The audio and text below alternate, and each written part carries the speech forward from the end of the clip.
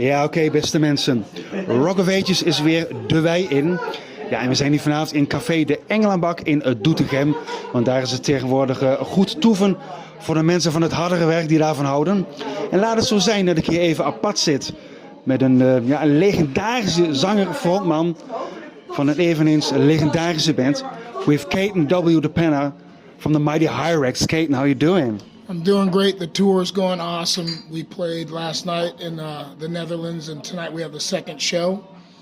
The kids have been crazy, really energetic, a lot of energy, a lot of movement in the crowd, which is what we like. So, no, it's been great. I can't complain. And I always like coming back to the Netherlands anyway. So It's a little bit like your second home? yeah, for us, this is where our first fan club came out of, was out of Holland.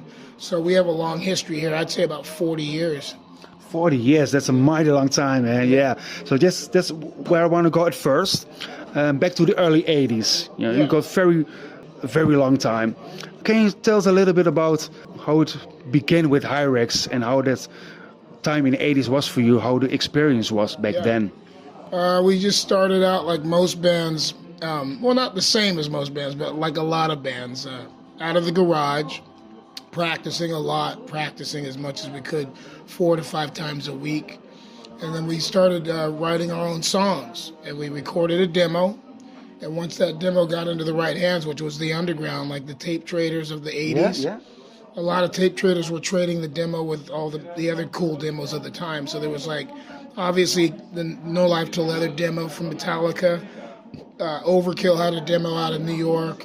A lot of LA bands like us and Dark Angel and Slayer. Slayer was getting ready to do an album called Show No Mercy. Yeah, classic, yeah. So a lot of that stuff was going on, and we were in the mix, especially in Los Angeles. We were one of the earliest thrash metal bands out of the LA area. And then Metal Blade actually got a hold of the demo, and Brian Slagle signed us. So then we did the Metal Massacre 6 was the first vinyl we were ever on, which back then that's all it was vinyl. If you on the Metal Massacre, it's like, whoa, that was big. Yeah, right? And it got our name everywhere. And so we got picked up by Kerrang! Magazine. Nice, yeah. A lot of other European magazines, and even in the Netherlands and Germany and also in England started picking up Hirax, and then it just started picking up, just more popularity, more letters. That's when people used to write snail mail, as they call it today, but back in the day it was called mail. So we got a lot of letters, and here we are 40 years later still doing it. 40 years later, still doing, yeah. And had you a certain vision for what you would like to do with Hirax? Or have you a certain influence for the music? Yeah, from the beginning it was all about bringing people together, and it still is. We really were about bringing all kinds of different metal people together, even punks and metalers and stuff. Crossover became kind of a thing too early on in like the 80s, like the mid 80s. And so we were all cool with all the different styles. So for us, it was never just about one style, even though we are a thrash metal band. We're a lot of things. We're metal, we're heavy metal, we're thrash, we're crossover, we're speedcore, whatever you want to call it. But really about bringing the audiences together. Like even you'll see here tonight, at this concert, we have a mix of people that come to see us.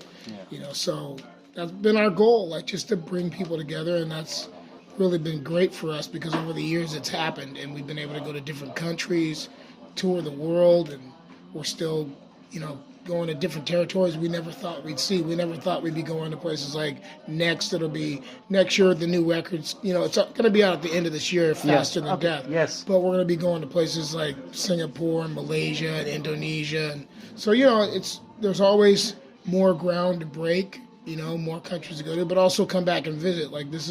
I can't even count how many times now that we've been to Holland and the Netherlands regions, but now we're doing more, coming back almost every other year or every year, especially after the pandemic. Yeah. So we're just, happy to be doing this and spreading the word and bringing people together. I think that's the same than back in the 80s. Like now, people are still enjoying the music still. I see footage from the show last night in Den Haag. Yeah. It's just like 1986. Yeah, it's fully like that. In fact, it feels exactly like that. And it's newer generations, but there's also the old school there too. They are still there, yes. What I love about it is there's guys that are 50 and 60 mixing it up with the kids that are in their teens and stuff. So we got, the old school kids that I consider kids, even though they're 50 and 60, and we also have the new school kids that are like 19 and 17 and 16. It's crazy. You have like generations of fans these days. Even they're coming together with their dads and their moms to the shows. Yeah. That's insane to me. I would have never thought, even though I'm 60 now, I would have never thought that we'd be playing for parents and their kids at our shows, and that's what's going on. So it's kind of cool. But that's perhaps that you didn't see in the 80s. No, I mean, back then thrash metal was pretty new. Yeah. So like now it's been around 40, going on almost 45 years, whatever you want to say. Mm-hmm. But over 40 years, that's amazing. So yeah, you're gonna get a cross section of children with their parents and younger generations and older generations, and it's really cool. I think for the older generations that have been into this music from the beginning to see that it's still strong and it's still vibrant and alive. It is. Yeah. It's great. It's great, yes. Yeah, so back in the 80s, thrash metal and all what we talk about was big, was huge. Yeah. It is still today. But there was a certain time, back in the 90s. Yeah. How did you survive the 90s? Because we didn't heard a lot from you in that decade. Well, I think it was a kind of a time for everybody to regroup. I don't think it ever really died. I mean, it kind of went down a little bit. But what ended up happening is it gave us a new life, like to look at things differently. Yes. And then also what helped was the internet. The internet kind of revived everything because what happened was people started trading demos on the internet. Yes. Like MP3s and waves. And then they found it again. And luckily, because of the internet, there's a history that you can trace back on thrash metal. So you can go on there and punch in a band's name, find out about their catalog. Like even Hirax, people go in there that have never even heard of us, and they find out about us because of the internet. And some of them come to our shows and tell us that. It's amazing what the internet's done. Yeah. Some people look at it as a good and bad thing, which it is. It is, but I also look at it as a good thing because kids are finding out about us that would have never found out about us before. No. So it's pretty cool to see this whole thing and to still be around. Yeah. Like I'm really grateful for our fans. Like we get to travel and there's people coming to see us from all over the world. So and when we play the festivals, like we just did Vakken. Yeah. We did Alcatraz and we did Brutal Assault. People are coming from all over the world.